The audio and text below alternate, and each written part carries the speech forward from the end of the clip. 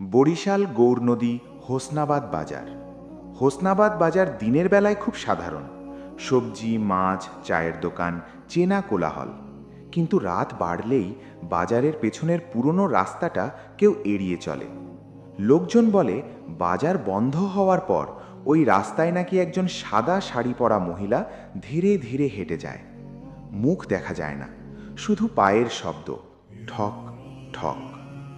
এক রাতে রফিক কাকা দোকান গুছিয়ে দেরিতে বেরোন। হঠাৎ দেখেন হোসনাবাদ বাজারের শেষ মাথায় কেউ দাঁড়িয়ে আছে। তিনি ডাকলেন, এই যে, এত রাতে এখানে? কোনো উত্তর নেই। মহিলাটি ধীরে ধীরে ঘুরে তাকালো, কিন্তু মুখ নেই, শুধু ফাঁকা অন্ধকার। রফিক কাকা ভয়ে দৌড় দিলেন। পেছন থেকে ভেসে এলো ফিস ফিস শব্দ, আমার রাস্তা ছেড়ে যাস না। পরদিন সকালে শোনা গেল অনেক বছর আগে ওই জায়গায় এক মহিলা দুর্ঘটনায় মারা দিয়েছিলেন। তারপর থেকেই নাকি প্রতি বৃহস্পতিবার রাতে হোসনাবাদ বাজারের ওই রাস্তায় একজোড়া পায়ের শব্দ শোনা যায়, কিন্তু কাউকে দেখা যায় না। আজও কেউ একা গেলে বলে বাতাস হঠাৎ ঠান্ডা হয়ে যায়, আর কানে আসে সেই